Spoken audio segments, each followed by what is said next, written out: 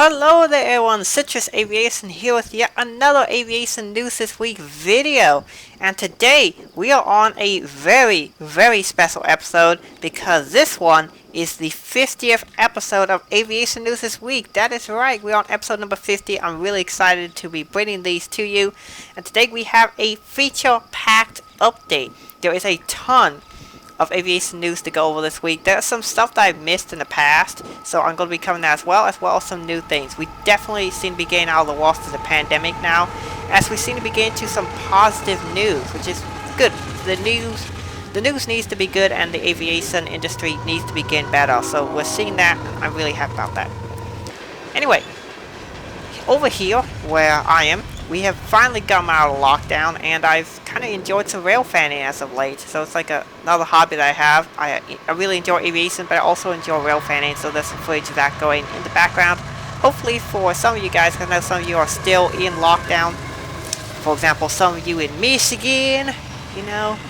But anyway, hopefully you guys get out soon enough and you can enjoy the goodies of living, you know, like a fairly more or less normal life. Anyway, I hope you guys enjoy this episode, and also I definitely need people to submit pictures, because it seems like whenever I don't ask for people to submit pictures for aviation news this week, nobody does. So please keep the submissions coming. I really like using the community photos because it's generally better than using the jet photos or Airlines net photos, because you can have issues with copyright with those. So I prefer using your guys' pictures, because then you know I get your permission. Anyway, we're going to get started with the first news item, and that is the one negative news item. That is that American has retired their CRJ-200s. The last 19 CRJ-200s they had were all operated by PSA, Pacific Southeast Airlines. They also had some operated by Air Wisconsin over in like the west, over around like Chicago, Phoenix, that sort of place. The PSA ones were all based out of like Reagan National, Charlotte, those cities out in this east of America. They finally have been retired. It was very difficult to find the last route, and I couldn't quite find it, but it appeared that most of them were retired on March the 30th. So that is the information there for the retired of the American CRJ-200s. So that is it for the downside news, and now we have upswing news. So, as you may know, American retired their A330s. They retired all of them. However, that means that there are some cities without international flights for a while. And that includes places like Charlotte and Philadelphia. And a big announcement has been made that Charlotte will become a base of operations for the Boeing 777 for American Airlines. And so these aircraft will be moving on over to CLT, and I think Philly will be getting some as well. But I don't know about Philly, but I know for sure the Charlotte will become a hub of operations for 777. And eventually, when American receives more 787s from Boeing, they will be operating the 787s out of Charlotte as well. So American is standardizing the wide-body fleet to be in all Boeing 777s and 787s, which is a great move for them. And yeah, I really look forward to seeing the future, and we're really going to see a lot of fleet change, particularly the Delta and American Airlines fleets are going to look very different after this whole pandemic. And so it'll be interesting to see how the situation looks. Alright, so we now move on to the fleet news. I mean, this whole episode is almost entirely fleet news anyway. There's going to be one route news, and that's actually kind of the headline thing that we're getting to at the very end. But I have missed some things. You know, obviously, I don't get all the news because it's kind of hard to do that. But there were some things I missed. And this one here, with the arrival of the first Bamboo 787, I didn't really realize it until I was looking at the NG Malls releases a few days ago. And I was like, oh wait, I missed these. And so I'm going to cover those now. So the very first Bamboo 787-9, which is the first 787 for Bamboo Airways, was painted in this livery on the 22nd of December 2019. This is in the first 787 livery for Bamboo Airways, and the registration is Victor November Alpha 819. This aircraft was then delivered to Ho Chi Minh City on the 1st of January 2020 as the very first Bamboo Airlines 787, or Bamboo Airways, I believe is what they want it to be called. The second 787 arrived on the 22nd of January 2020, and this one is registered as Victor November Alpha 818, and this is the second and the first regular livery 787-9. I really like it. It looks pretty good. I normally don't like your white liveries, but I actually like this one. I think it fits the aesthetics that the airline's going for, and I really like it. It's very colorful. I might get the NG model of this, even though they don't really fly to US yet.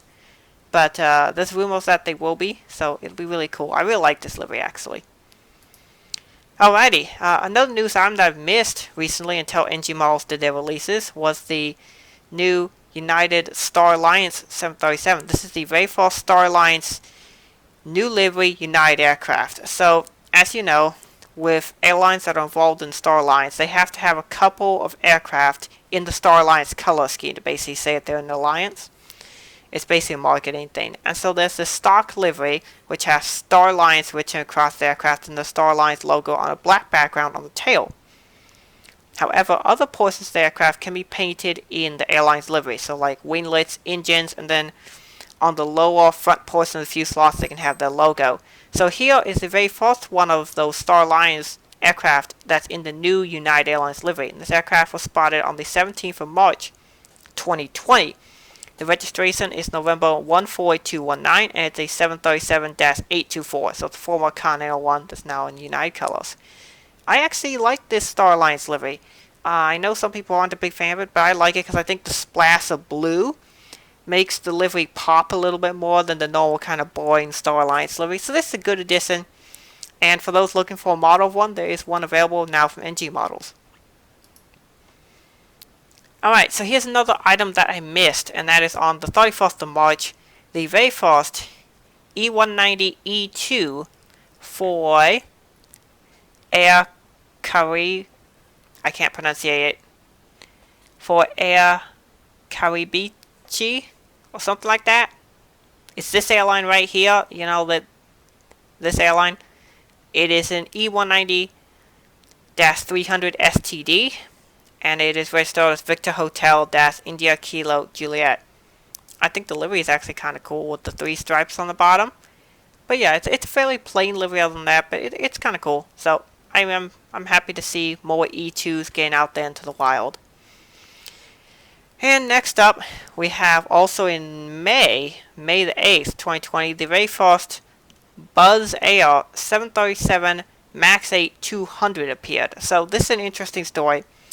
Ryanair and Buzz Air are going to begin a special version of the 737 MAX 8. It's called the MAX 8 200.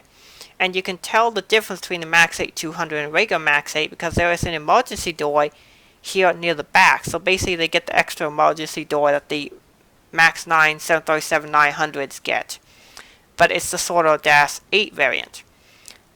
I find that really interesting. I don't know what else they've changed about this aircraft. I believe it's a really high density version, so that emergency door might be required there by law. But anyway, the aircraft is registered Sierra Papa Romeo Zulu Charlie, and it is again a 737 MAX 8 200. I think the Buzz Air livery is kind of interesting. Alrighty, next up we have a new 737 MAX 8 for Blue Air. This is to be the very first one, and also should be noted that the Boeing facility up in Renton has gone back into production, so you're starting to now see some new Boeing aircraft, and also the Airbus facility has gone back in operation, so we'll see a new Airbus aircraft coming up as well. But yeah, this has started up in the first week of June. You start seeing MAXs being built up once again in Washington. This picture was taken on the 8th of June of the very first Blue Air 737-8 MAX, and this one is registered as Yankee Romeo Mike X-Ray Alpha. It's a very nice looking livery. I think it's kind of cool, the tail section. I like those kind of like boomerang looking things. It looks pretty cool. I think it's supposed to look like waves or something, but it's cool.